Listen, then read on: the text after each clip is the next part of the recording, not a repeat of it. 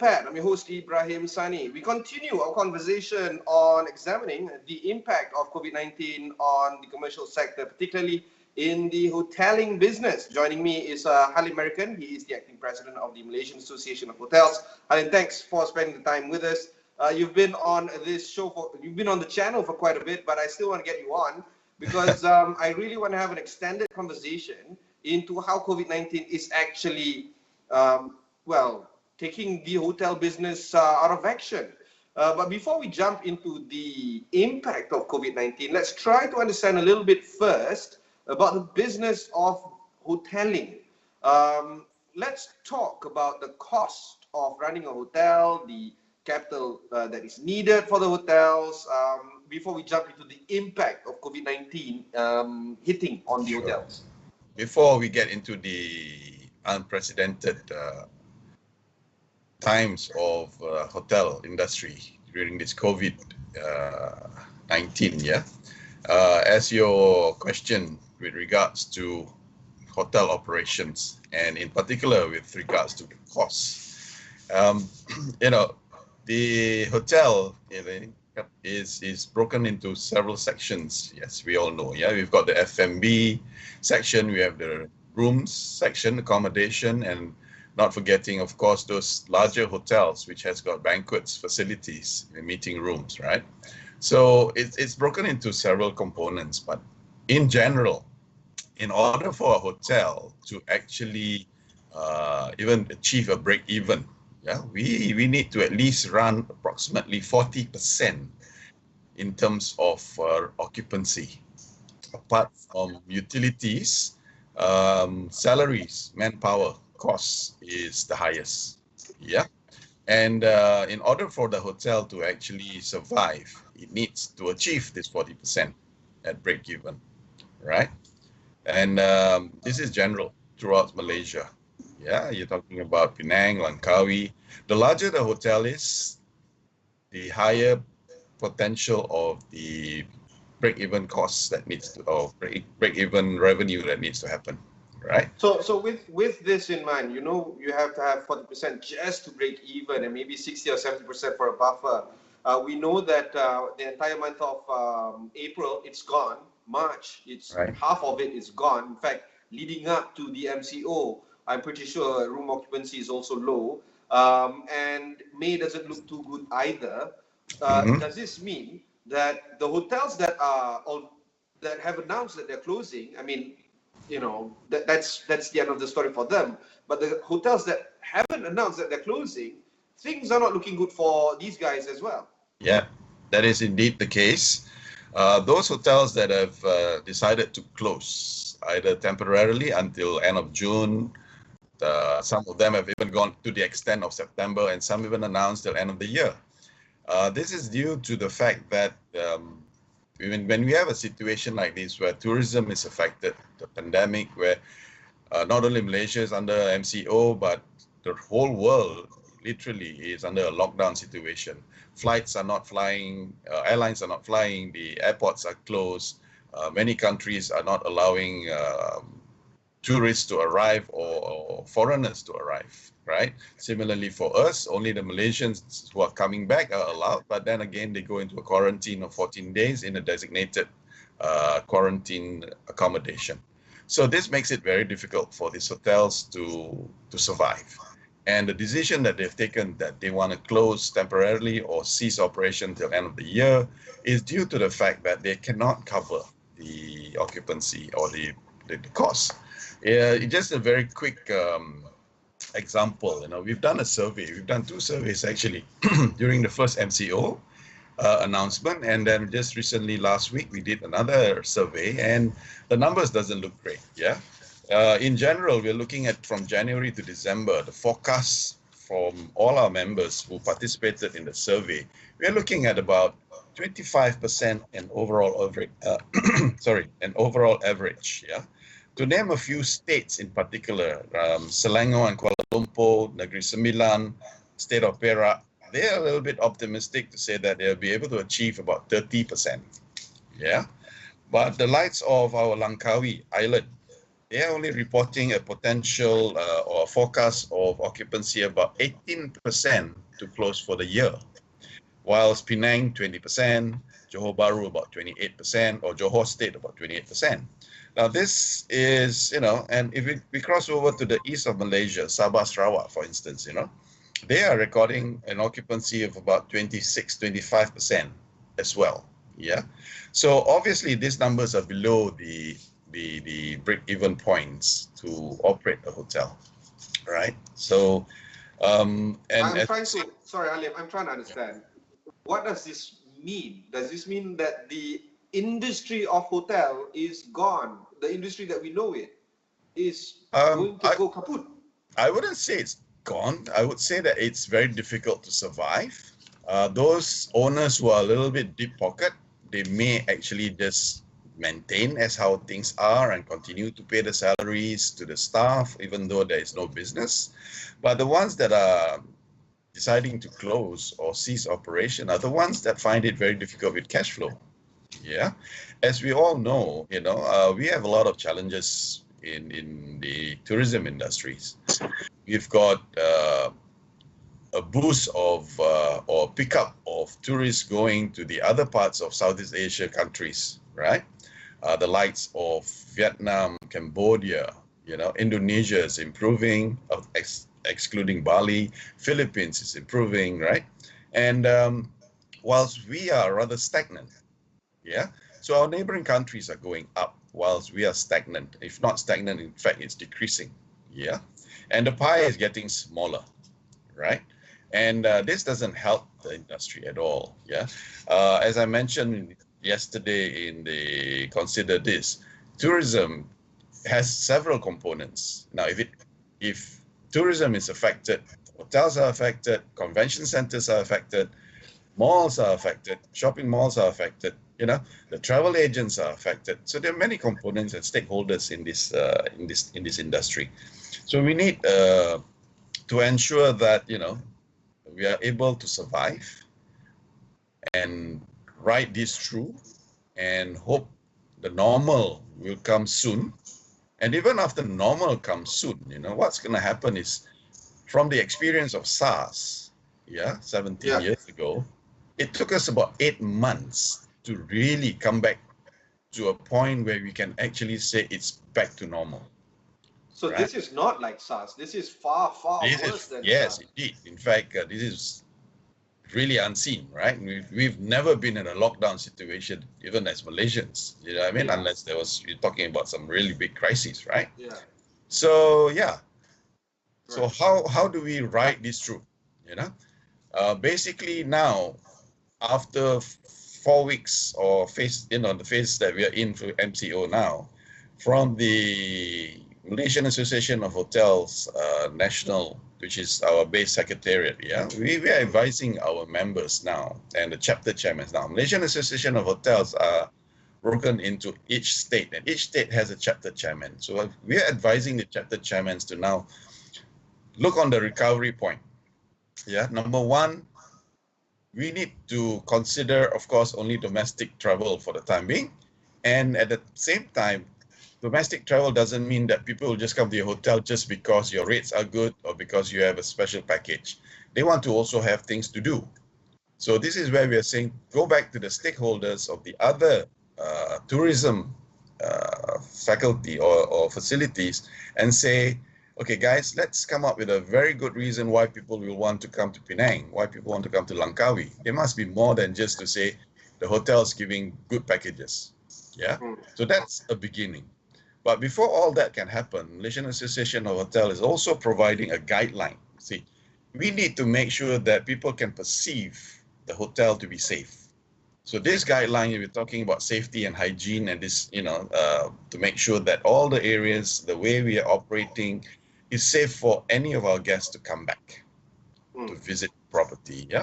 So that's something that we've done. We've sent out part 1 to all our members already. The part 2 of this guideline will be a more detailed one to say from how you clean A to Z in your hotel. Apart from that, we are also telling the members to say that realistically, if you have 3 outlets in your hotel or more, you got to seriously consider about how you're going to operate this, because social distancing will have to be practiced even after we reopen the hotels, right? Yeah. So you're going to have empty tables in between tables. Yeah. That's one challenge that we have. But those hotels that are thinking about their meeting rooms, their banquet halls, how is this going to operate? You used to have an oblong table that can take 3 participants. Now you're going to have 1 participant. Mm. Yeah. And if your ballroom can take 1,000 packs, you're going to have to divide that into 3. So you're going to have only 300 packs maximum, right? So organizers of convention and conference are also in a dilemma. We had a webinar 2 weeks ago with the Masios, yeah.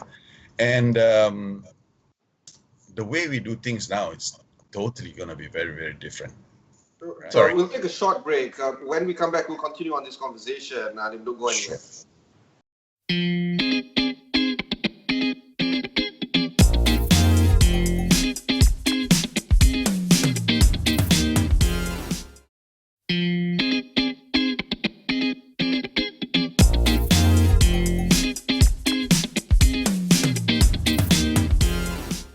Welcome back. You're watching Notepad. I am Ibrahim Sani. Joining me is Halim Merican. He's the acting president of the Malaysian Association of Hotels. We're here talking about the impact of COVID-19 towards the hoteling business. And so far, Halim, you have painted a bleak picture when it comes to the industry of the hospitality business.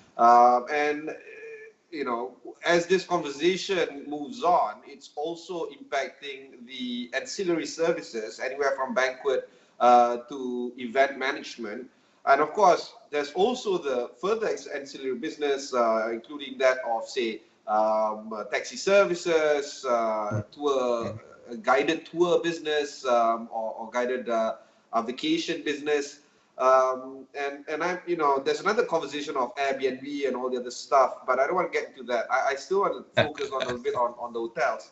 The thing about this is that it's not unique to Malaysia by far. It's the whole world is like this. And when you have, businesses, now I don't know what the split is between commercial travelers versus vacation goers when it comes to hoteling in Malaysia. But clearly, there's a distinct behavior or a distinct pattern between the two. Maybe hotels in Kuala Lumpur, you have a good mix of the two, but hotels in Langkawi or Tioman or whatever, it's more of vacationing. And Penang, maybe. How do you think Malaysian hotels, as an industry, will fare against the global landscape of the hotel business? We know that there's a lot of chains out there, Starwood Hotels, whatever chain, whatever you call it. The issue is how will they fare against how Malaysian hotels will fare at least until December this year. Okay, yeah, you're right to say that it's a global issue.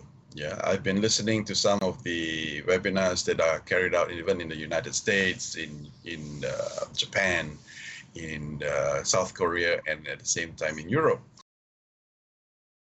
To be very honest, yeah. And you're right to say that when you talk about the resorts versus city hotels, yeah, although the components and the segmentation of the business that are coming through for these 2 different type of accommodation providers or hotels, the biggest issue here is trying to bring them back to the hotels, right? Now, for the resorts, they're maybe a bit luckier because the fact that they are more driven with, they can be driven with domestic market. Yeah, okay. vacationers, Malaysians want to go on vacation. In fact, when China reopened, they've not seen so many of the local Chinese going and staying in their own hotels in different cities, right? So the expectation will be the same for Malaysia or any other country, And I think when we come back to the city hotel, because the component involves conferences as well, meetings as well, right? Corporate companies having annual dinners, that sort of thing, that will take a little bit longer to happen. Yeah. So the challenges indeed are different, but the impact on when we say city hotels, right, would be taking a longer time to actually bounce back. Simple reason is because you don't expect to see a company having an annual dinner maybe till first quarter next year. Everything is going to be postponed, right? So what needs to happen now is really, our advice to our members is actually don't go into dark marketing. Don't disappear. Do not lose track of your customers. Continue being in touch with the customers. They need to continue with their CRM practices. They need to update their database, occasionally, give a call to Ibrahim and say, hey, hi, Ibrahim, how are you? And we're still alive, we're not gone. So, we hope to see you soon, etc., etc. So that's very important. And at the other end of the coin, or the other side of the coin, basically everything is digitalized. We are doing this rather than a face-to-face interview. Webinars are happening a lot more. Trainings are gone virtual, and that's going to be the new norm, right? Yeah. So I've also advised our members that, they've seriously got to relook at their technology, and in particular, their IT technology, to ensure that the properties are with this technology, that they have these capabilities of doing such an environment, conducting meetings and all that. Because clients are going to have to look for that, basically. Okay? Yeah. I want to focus a little bit more about the cash flow situation of the hotels. It seems to me that, and it's logical actually, it seems to me that the deeper your pockets are, the better you are in terms of weathering this pandemic. Does this mean that this is an opportunity for some of the hotels to amalgamate and to join forces, and perhaps to create, I guess, bigger companies or bigger chains for that matter, in order to just stay afloat? The question now is more of survival rather than, independence. What do you think of this? Well, unfortunately, that's the real world. The big boys will sometime, just take over the small people, right? And to me, that is an option for owners to look at, right? But not necessarily the right thing to do. Yeah. I think more importantly is the hotel owners and hotel operations would rather look into what can the government support us with, I would say maybe a semi-bailout sort of a thing, right? We in the association, we've actually written into the Ministry of Finance, we've written into Ministry of Tourism, whereby we've put in a three-part request for additional proposals to improve the tourism economic stimulus package. The immediate ones, if I may cover, is things like we've gotten a 15% discount on electricity for the time being. Yeah. Unfortunately, hotels are operating under commercial pricing or commercial rates rather than industrial rates. Residential, yeah. Yeah. So that's very high for us. And unfortunately for us, what happens here is when we peak on a particular day, that it will be your rates that TNB will be looking at. And that's not very helpful for us, because you might have one day of a full house and you're locked in with that. So that's not good for us. So basically we are saying that, can the discount be more for us? Right? We've requested for 50% and a waiver of the maximum demand charges. We are also looking at a temporary reduction of employers' contribution to EPF. Yeah. Also, we're looking at the loan interest waivers. Yeah. We've got a moratorium for 6 months from banks. Yeah. At the moment now, we're looking at an extension of that. Yeah. After the moratorium, maybe, looking at some more reduction in terms of, or an extension of a moratorium for that, so that they can survive. Yeah. So it seems like the format that you're asking right now is, when you say partial bailout, it's more of subsidies and discounts rather than a cash injection. Yeah. Is that fair to say? It is very fair to say, because we do understand that the government is also, hotel industry is not the only industry. the government is helping out everybody the Yeah. best way they can, and we So how's appreciate the that. reaction Yeah, of the we government appreciate here? what. Are they receptive to your demands? Are they receptive to your demands? Thus far, we have not heard back from them. Yeah. However, we will be having a meeting with MOF next week, and also with Tourism Malaysia on a recovery plan. Right. So we hope that we can get some form of support from that. What we have put in. You know. Um, Moving on. Like midterms, we are asking for some waivers. In terms of even quick rent and assessment for hotel properties, right? That's also very heavy to us. Music rights, Malaysia, MRM, we pay also based on the inventory that we have. So the larger the hotel you are, the higher your rates are for that. Yeah. We are looking at also um, suggesting and recommending that a full economic study of hotel and tourism accommodation be done. Okay. Right. I want to focus on the staff right now, the workers at the hotels, Sure. and I'm pretty sure it runs into the tens of thousands right now. What is Yes. the fate that will befall on these workers, anywhere from hotel managers down to the bellboy? How do we sort them out? Okay. The stimulus package provided by the government does help. Yeah, we've got two here, which is the ERP and the WSP, right? And at the moment now, 48% of those who participated in the survey actually took on the ERP, while 77% took on the WSP that applied for this. So what's happened here is many of the staff are being put on unpaid, right? So when you go on ERP, you got to retain them for 6 months on an unpaid, but they receive 600 ringgit. So that does help the hotel in that sense.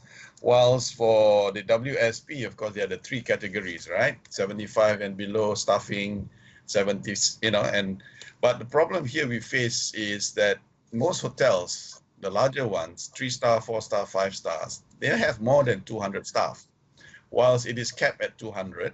Yeah, And I see your you point. know, Yeah. yeah. So what happens to the other 100, right? So Yeah. some of them, unfortunately, have to take unpaid without any allowances, or they are actually retrenched, or they go on an MSS or VSS situation.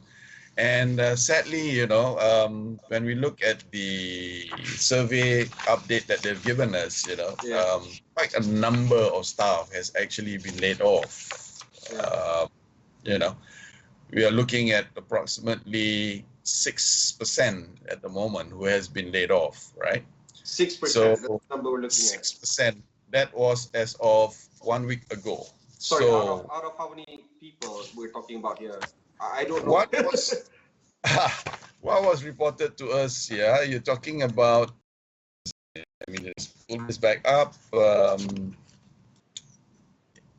56,000 staff that did, and this is only based on those that participated on the survey.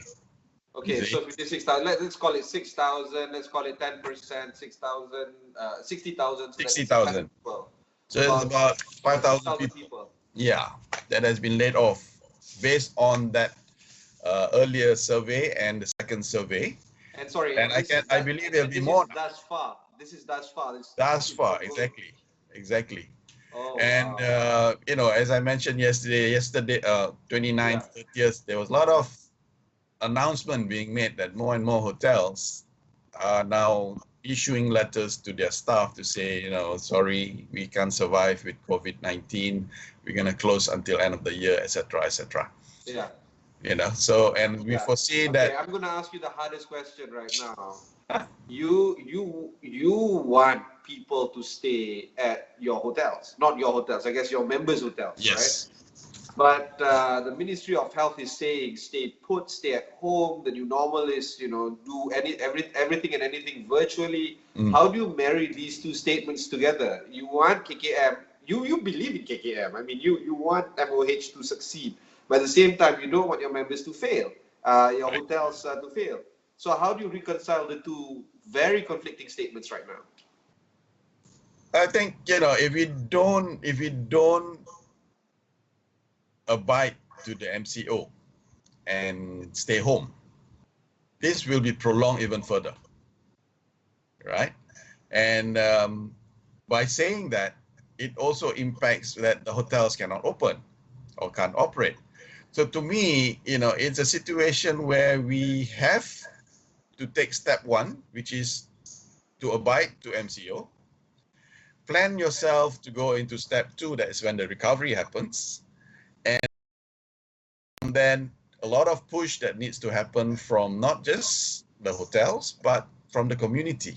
Us Malaysians need to start driving our economy again internally and start looking at having more of this domestic traveling, domestic meetings, come and eat in our restaurants. Yeah. Restaurants or hotels are also looking at delivery now. Yeah. Right? So, and slowly grow from there. Yeah. Right. So you need to abide to the MCO, but at the same time, we need to plan and strategize ourselves to the point when the recovery can happen. Right. Right? Okay. Halim, sorry, we have to draw this conversation to a close. Maybe we can get you in after your conversation with MOF and Tourism Malaysia. Let's see what the progress is. That's it from me for this conversation with Halim Merican. He is the acting president of the Malaysian Association of Hotels. If you've missed any part of this interview, just head on to astrawani.com. Look for Notepad over there. There's plenty of interviews like this that you can find over there. Till then, thanks very much for watching and goodbye. Thanks, Halim. Thank you. Bye-bye.